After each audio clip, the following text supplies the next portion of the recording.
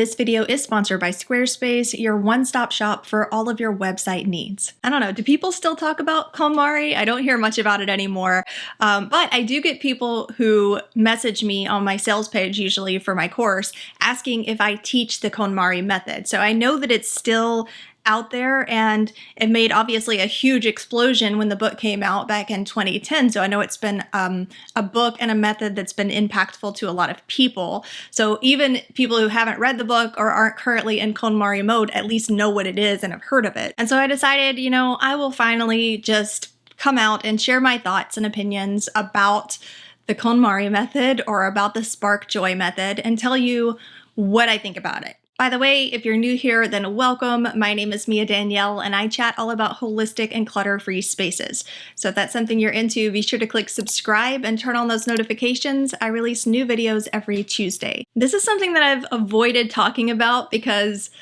I don't know, I feel like it's gonna either A, be unpopular because the book was already released, you know, in 2010, so it's been a long time and people are kind of out of the whole Spark Joy, you know, mentality. It's not a super hot topic like it was back when it was initially released. And B, I worry that my opinion might be a little bit polarizing or unpopular, and I don't want to be attacked by herds of KonMari fans. All that to say, though, I am not here to trash talk anybody. I think that it is amazing, all of the changes that that book brought into the world. Like how many people say that their lives were changed, how many people started getting rid of their clutter and creating spaces finally for themselves after years of drowning in clutter. I think that anything that can get people to that level is a great thing. They're like, you can't say anything bad about that. If it worked for so many people and it helped them to make those changes, then I think that that is awesome. Enough said. Also, there is no one size fits all, and I think that it's just rude and distasteful for anybody to hop on YouTube and start trash talking somebody else's work or saying that their methods don't work. And that's not at all what I'm here to do either. Also, I feel like I have so many caveats to this. When the book, The Life-Changing Magic of Tidying Up, came out, and obviously it was $1 million bestseller, everybody was reading it and talking about it, I was already practicing minimalism. So I had already gotten rid of my clutter and didn't really have emotional attachments to things. And so I probably didn't get as much out of the book as somebody would have who was really in the midst of struggling with that and had never come across any of these ideas before because they're not searching it on YouTube or searching it on a blog post. They just happened to read this book because it was a really popular national bestseller that everybody was talking about, and that opened the door to all of these ideas that were new to them. Now, for me personally, it wasn't new to me. It was something that I had already been studying and reading up on, and so when this big sensation came out and I read the book, I was kind of like, I don't get it. You know, like I didn't understand what the big deal was. I didn't see any key pieces that I felt like were missing from all of the other, you know, studies that I'd done and things that I had read and things that I'd used inside of my own space. So I didn't fully get this emotional connection to the story. Although I really do enjoy KonMari, and I think that she is adorable. I love watching her. I love listening to her explain things. I think that she has a really nice, lighthearted air about her, which I really enjoy. So as a person, I think she's great. You're supposed to do a love sandwich, right? A good thing, a negative thing, and then another good thing. So the problem that I see with the Spark Joy method. And first of all, if you're not familiar at all with this, then the Spark Joy method is basically you touching and holding everything that you own and really connecting and deciding, does this item spark joy? Like, does this need to be a part of me and my story going forward? Does it make me happy? Does it spark joy? So here's where the Spark Joy method can be really good.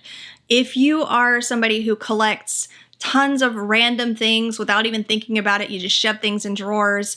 If you took the time to go through all of those drawers and pick out some of the randomness that you had collected and shoved over time that maybe you even didn't realize was there or had forgotten was there, you would very likely not feel joy about that thing and then would be able to more easily use that as a metric to let the thing go. The problem is that a lot of people aren't in that space. A lot of people are holding on to things because they have such emotional attachments to things. They're over sentimental with their belongings, like I've spoken to people who have boxes in their garage and they're grandparents now, but their boxes are filled with things from when they were a Girl Scout years and years and years ago. And they never take the stuff out to look at. It's just there. But every time they open the box, they get sentimental about it. So it becomes a little bit of an emotional trap. I've spoken to moms whose kids are in high school and they still have all of their baby toys boxed up and shoved in the garage. So that's where the issue with the Spark Joy method comes in. These people who have all of these clutter that they are emotionally bound to, and they're having trouble working themselves out and letting these things go, which I feel like a lot of times when we have clutter, one of the main reasons is because we have trouble letting things go from some kind of emotional attachment. Well, whatever you focus on, that's what you're magnifying. That's what you're pulling forth, right? So if you're sitting there and you're focusing on finding even, and the word is just a spark, even just a spark of joy, well, the chances of that happening with all of these things for those people is really high. And so I get a little bit confused on how so many people who, have been emotional hoarders were able to use that method effectively to let go of things. Because in my experience of working with people, that method would not work. We're trying to pull back from some of the emotions and add a little more, psychology and analytics to the mix to try to make it make more sense. You don't need all of these things. It's an emotional crutch, or, it's some kind of a protective mechanism that you're holding on to these things because you're afraid of forgetting or afraid of not having something later. And when you shift the focus, I feel like, to does this spark any kind of joy, you could be getting yourself into a lot of trouble. I think for me, it all comes down to what you're focusing on.